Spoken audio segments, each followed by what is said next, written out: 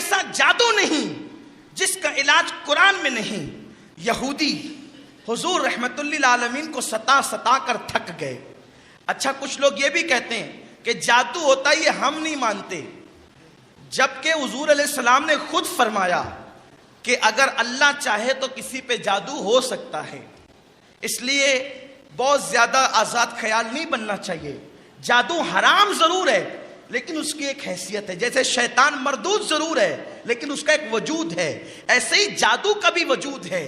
تو یہودی جب آقا کریم صلی اللہ علیہ وسلم کو ستا ستا کر تھک گئے، حضور علیہ السلام پر انہوں نے پتھر ڈالنے کی کوشش کی، آقا کو شہید کرنے کی کوشش کی.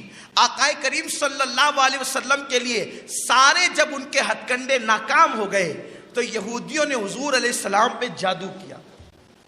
اچھا یہ خاص بات عرض کر دوں کہ حضور رحمت للعالمین صلی اللہ علیہ وسلم پہ جادو کا اثر بھی ہوا، اس لیے کہ آقا کریم صلی اللہ علیہ وسلم کا نام لے لو، نام پڑھ لو تو جادو اثر نہیں کرتا. لیکن حضور پر جادو کیوں اثر کیا؟ اس لیے کہ اللہ کے ہر کام میں حکمت ہے، خدا کے ہر کام میں حکمت ہے. اگر اللہ یہ چاہتا، اللہ کی یہ مرضی تھی کہ میرے محبوب پہ جادو کا اثر ہو، جب اثر ہو تو علاج ہم نازل کریں، تو محبوب کے صدقے میں حبیب کی امت کو اس کا علاج مل جائے. ورنہ خدا کی قسم کسی ماں نے ایسا لال پیدا نہیں کیا کہ وہ میرے رسول کو اذیت پہنچا سکے جادو کے ذریعے سے.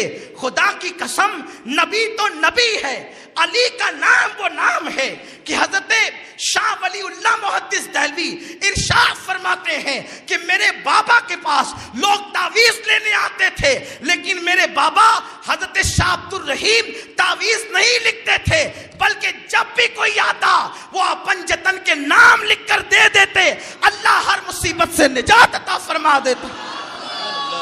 ارے علی کا نام وہ نام ہے کہ کبھی زنجیر ہلتی ہے، کبھی در کانپ جاتا ہے. علی کا نام لینے سے اب بھی خیبر کانپ جاتا ہے. جب علی کے نام کا اثر یہ ہے تو نبی کے نام کا اثر کیا ہوگا؟ حضور پہ جادو ہوا کیوں؟ امت کو علاج ملنا تھا، امت کو علاج ملنا تھا. اس لیے کوئی حضور کی ذات پر تان نہ کرے. دیکھو ان پہ بھی جادو ہو گیا. اب اگر وہ ہماری طرح نہ ہوتے تو ان پہ جادو کیوں ہوتا؟ حضور پہ نکتہ چینی نہ کیا کریں، یہ ایمان کے لیے خطرناک ہے. کچھ لوگ کہتے ہیں آقا تو نماز میں بھول گئے. حضور علیہ السلام نے جب نماز میں سو ہوا تو صحابہ نے عرض کی حضور نماز کا حکم بدل گیا. دیکھو یہ صحابہ کا ادب تھا. نماز کو حضور نے میں نہیں، نماز کا حکم نہیں بدلا بلکہ میں بھول گیا ہوں. اور پھر فرمایا میں بھولتا نہیں ہوں، میں بھلایا جاتا ہوں.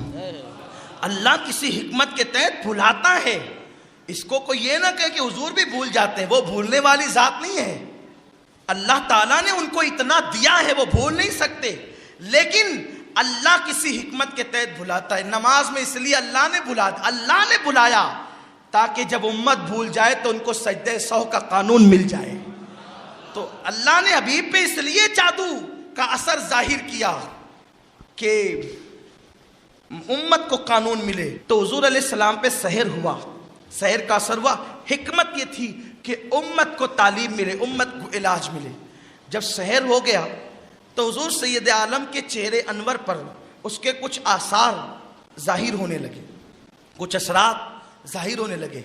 آقا کریم صلی اللہ علیہ وسلم نے اللہ سے عرض کی میرے مولا اس مسئلے کا حل پیش فرما. تو اللہ تبارک و تعالیٰ نے قرآن کی آخری جو صورتیں ہیں سورہ فلق اور سورہ ناس وہ اپنے رسول پہ نازل فرمائی. فرمایا محبوب اس کی تلاوت کرو. اللہ کے حبیب صلی اللہ علیہ وسلم نے اس کی تلاوت کی اور اس کو اپنے وجود ناس پہ دم کیا تو سحر کا اثر ختم ہو گیا. پھر میرے آقا نے مولائے کائنات سے فرمایا علی جاؤ اور جا کر کے فلاں کنویں کے اندر ایک پتلا بنا ہوا ہے مجسمہ آٹے کا، اور اس میں بال ہیں اور اس میں سوئی چبائی گئی ہے. وہ نکال لو۔ مولائے کائنات تشریف لے گئے، آپ نے سوئی نکالی اس پتلے سے اور بال نکالے، اور اس طرح آقا کریم صلی اللہ علیہ وسلم سے سحر کا مکمل اثر ختم ہو گیا۔ یہ تو تعلیم امت کے لیے تھا تاکہ امت کو سورہ فلق اور سورہ ناس مل جائے، ورنہ میرے نبی کی شان اس سے بہت بلند ہے۔ تو عرض یہ کرنا چاہتا ہوں، پتہ چلا جادو کرنا یہ یہودیوں کی فکر ہے، کسی پہ سحر کرنا یہ یہودیوں کی فکر ہے، اور یہ جو آپ کی سوچ بنی ہے کہ جادو کا اثر قرآن سے نہیں ہو سکتا، یہ اسلامی نظریات کے خلاف ہے۔ دیکھو جادو کا اثر جو یہودیوں نے کیا تھا، بھئی یہودیوں نے معاذ اللہ جادو کوئی اللہ کے کلام سے تو نہیں کیا تھا، اور اللہ کے کلام سے تو جادو ہو بھی نہیں سکتا، اس لیے کہ جادو میں کلمات کفریہ ہوتے ہیں، کلمات شرکیہ ہوتے ہیں، شیاطین سے اور بتوں سے اور بدروحوں سے، ناپاک روحوں سے مدد مانگی جاتی ہے، جو کہ سراسر کفر ہے۔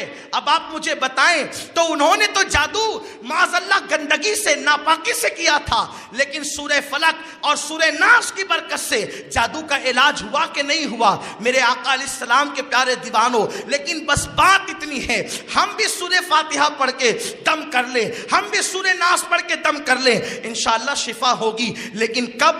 زبان میں تاثیر بھی تو چاہیے۔ ہم جھوٹ بولیں، ہم غیبت کریں، نمازوں کو ترک کریں، پھر سوچیں کہ ہم خود ہی کر لیں گے، تو ایسا نہیں ہے۔ اسی لیے آپ کو عاملوں کے پاس جانا پڑتا ہے جو نیک اور پرہیزگار ہوتے ہیں، اور ان کے ذریعے سے آپ کا علاج ہوتا ہے۔ مجھے یاد آتی ہے بات، ایک شخص حضرت محبوب الہی نظام الدین اولیاء کی بارگاہ میں حاضر ہوا اور عرض کیا، بابا میری بیٹی کی شادی ہے، کرم کی نظر فرما دے۔ حضرت محبوب الہی نے فرمایا ٹھیک ہے، ایک کام کر، وہ خانقاہ کے سامنے کچھ مٹی کے ڈھیلے پڑے ہوئے ہیں، وہ اٹھا کر لے کر کیا، مٹی کا ڈھیلا وہ لے کر کے آیا۔ حضرت محبوب الہی نے اس پر سورہ فاتحہ پڑھی، اور پڑھنے کے بعد 3 یا 7 مرتبہ پڑھ کر ان ڈھیلوں پہ دم کر دیا، اور آپ نے بلند آواز سے پڑھا، اس لیے کہ کبھی کبھی ہم لوگ خاموشی سے پڑھتے ہیں، لوگوں کو جو ہے وہ تجسس ہوتا ہے کیا پڑھ رہے ہیں مجھے ہی معلوم ہو جائے۔ حضرت محبوب الہی نے اس کو علل اعلان پڑھا، آواز بلند پڑھا، بآواز بلند دم کیا، وہ نظروں کے سامنے سونے میں تبدیل ہو گئے۔ اس نے سوچا بیٹی کی شادی کا خرچہ تو مل گیا، لیکن سونا بنانے کا طریقہ بھی مل گیا، اور پھر وہ لے گیا، اور لے جانے کے بعد بیٹی کی شادی کر لی۔